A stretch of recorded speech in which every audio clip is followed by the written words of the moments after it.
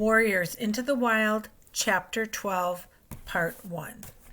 Firepaw peered over the brow of a bush-covered slope. Graypaw and Ravenpaw crouched beside him. Next to them, a group of ThunderClan elders, queens, and warriors waited in the undergrowth for Bluestar to give the signal. Firepaw had not been to this place since his first journey with Lionheart and Tigerclaw. The steep-sided glade looked different now. The rich greenness of the woods had been bleached away by the cold light of the full moon, and the leaves on the trees glowed silver. At the bottom stood the large oaks that marked where the corner of each clan's territory touched the other three. The air was thick with the warm scents of cats from the other clans. Firepaw could see them quite clearly in the moonlight, moving about below in the grassy clearing that lay between the four oaks. In the center of the clearing, a large, jagged rock rose from the forest floor like a broken tooth. "Look at all those cats down there," hissed Ravenpaw under his breath. "There's Crookstar," Graypaw hissed back. "RiverClan's leader." "Where?" Firepaw mewed, nudging Graypaw impatiently. "That light-colored tabby besides the great rock." Firepaw followed Graypaw's nod and saw a huge Tom, even bigger than Lionheart, sitting at the center of the clearing. His striped coat shone pale in the moonlight. Even from this distance, his old face showed the signs of a harsh life, and his mouth looked twisted, as if it had once been broken and had healed badly. "Hey," mewed Graypaw, "did you see Sandpaw spit when I told her I hoped she had a nice evening at home?" "You bet," Firepaw purred. Ravenpaw interrupted them with a muffled growl. "Look, there's Broken Star, ShadowClan's leader," he hissed. Firepaw looked down at the dark brown tabby. His fur was unusually long and his face was broad and flattened. There was a stillness in the way he sat and stared around him that made Firepaw's fur prickle uncomfortably. "He looks pretty nasty," Firepaw muttered. "Yeah," agreed Graypaw, "he's certainly got a reputation among all the clans for not suffering fools gladly, and he's not been leader that long. 4 moons, ever since his father, Ragged Star, died." "Who does the leader of Wild Clan look like?" Firepaw says. "What does the leader of Wild Clan look like?" Firepaw asked. "Tallstar? I've never seen him, but I know he's black and white with a very long tail," answered Graypaw. "Can you see him now?" asked Ravenpaw. Graypaw peered down, searching the crowd of cats below. "Nope."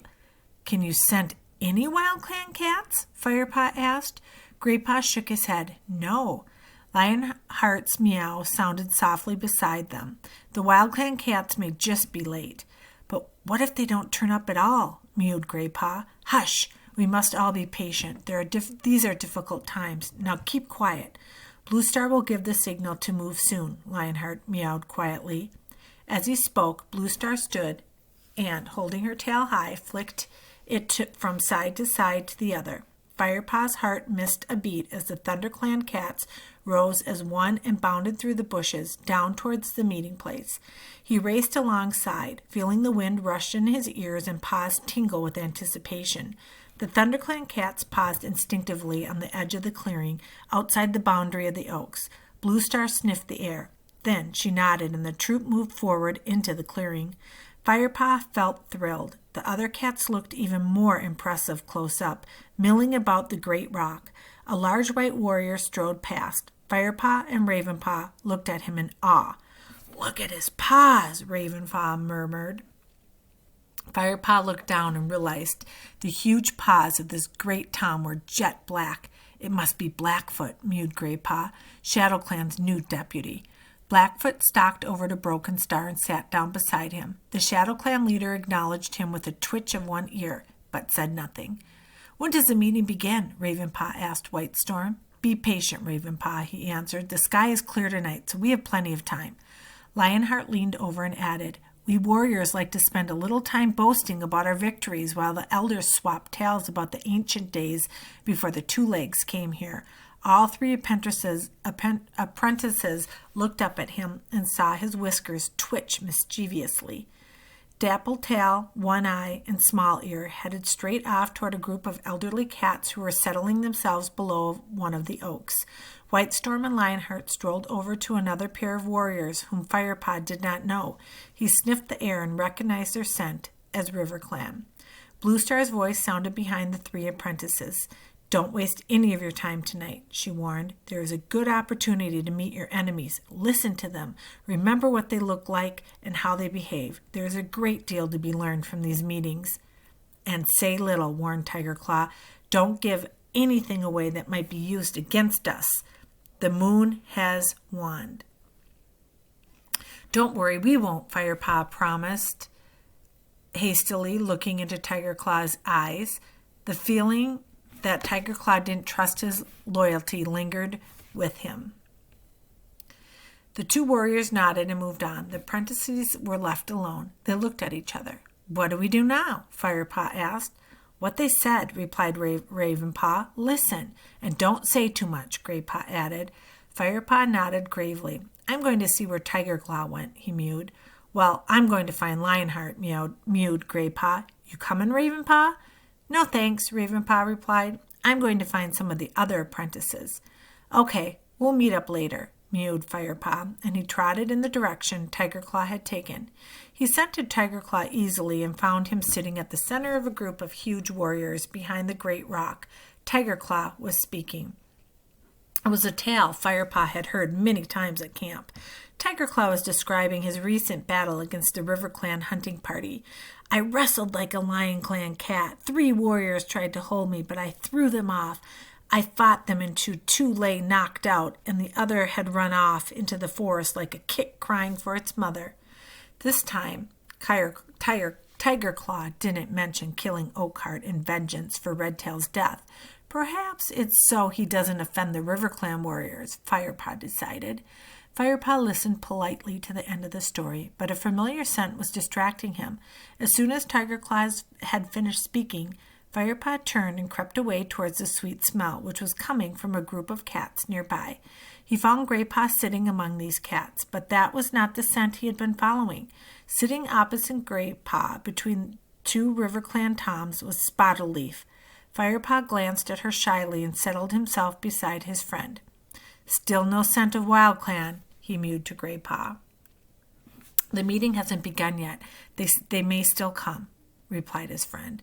Look, there's Running Nose. He's the new Shadow Clan medicine cat, apparently. He nodded toward a small gray and white cat at the center of the group. I can see why they call him Running Nose, Firepaw remarked. The medicine cat's nose was wet at the tip and encrusted around the edges. Yup, replied Graypaw with a scornful growl. I can't see why they appointed him when he can't even cure his own cold. Running Nose was telling the cats about a herb that medicine cats had used in the old days to cure kitten cough. Since the 2 legs came and filled the place with hard earth and strange flowers, he complained in a high-pitched yowl, the herb has disappeared, and kittens die needlessly in cold weather. The cats gathered around him yowled their disapproval. It never would have happened in the time of the great clan cats, growled the Black River clan queen. Indeed, mewed a Silver Tabby, the great cats would have killed any 2 legs that dared enter their territory. If Tiger Claw clan roamed this forest still, 2 legs would not have built this far into our land. Then Firepaw heard Spotted Leaf's quiet mew. If Tiger Clan still roamed these forests, we would hardly have made our territory here either. What's Tiger Clan? Meowed a small voice beside them. Firepaw noticed a little tabby apprentice from one of the other clans sitting beside him.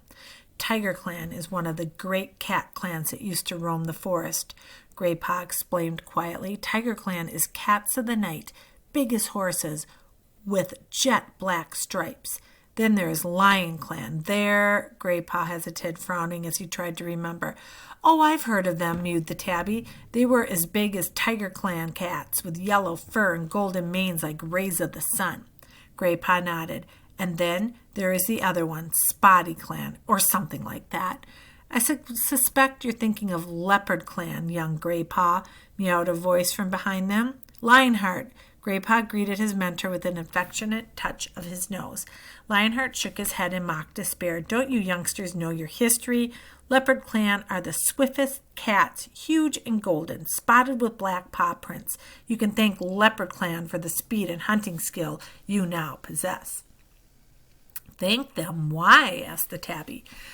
Lionheart gazed down at the little apprentice and answered, "There's a trace of all the great cats in every cat today. We would not be night hunters without our Tiger Clan ancestors, and our love of the sun's warmth comes from the Lion Clan." He paused.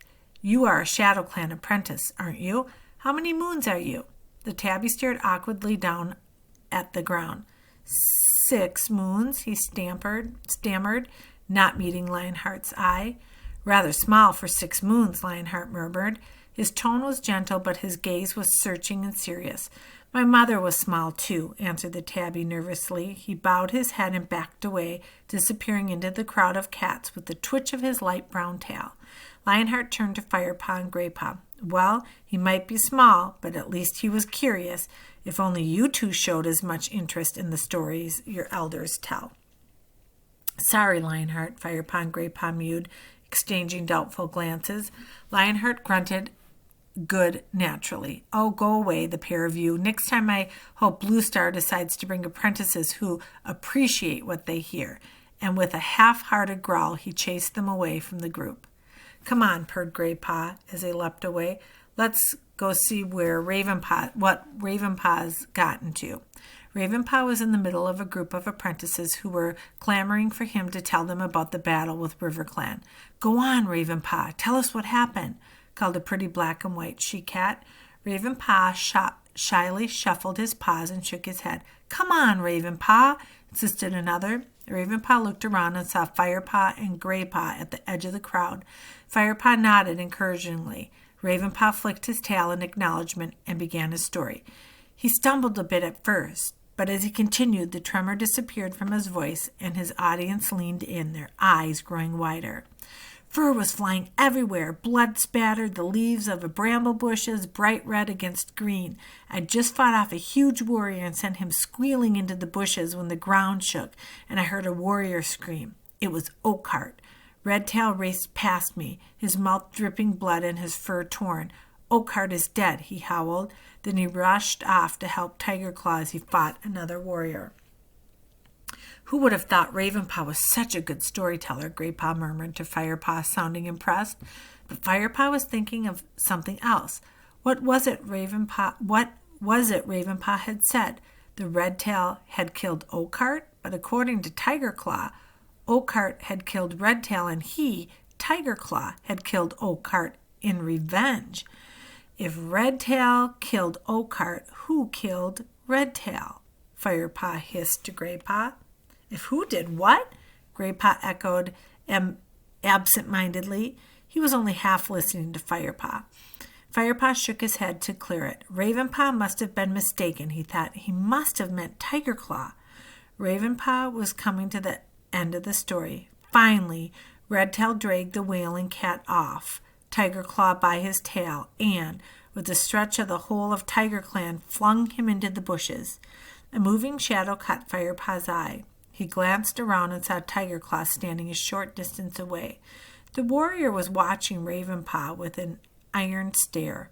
Unaware of his mentor's presence, Ravenpaw continued to answer questions after question from his enthusiastic audience. What were Oakheart's dying words? Is it true that Oakheart had never lost a battle before? Ravenpaw replied promptly, with his voice high and clear and his eyes shining. But when Firepaw glanced back at Tiger Claw, he saw a look of horror and then fury creep over the warrior's face. Clearly, Tiger Claw wasn't enjoying Ravenpaw's story at all. Firepaw was just about to say something to Graypaw when a loud yowl signaled to all the cats for quiet. Firepaw couldn't help feeling relieved as Ravenpaw fell silent at last, and Tiger Claw turned away. Firepaw looked up to see the yowl had come from. 3 cats sat silhouetted against the moonlight sky on top of the great rock. They were Blue Star, Broken Star, and Crooked Star. The clan leaders were about to begin the meeting, but where was the Wild Clan leader? Surely they won't start the meeting without Tall Star. Firepaw hissed under his breath. "I don't know," Graypaw muttered back. "Haven't you noticed there isn't a single Wild Clan cat here?" whispered a River Clan apprentice on the other side of Firepaw. Firepaw guessed that similar conversations were going on all around him, as the other cats were gathering beneath the great rock. An unsettled murmuring rumbled in their throats. "We can't start yet," yowled one voice above the noise. "Where are the Wild Clan representatives? We must wait until all clans are present." On top of the rock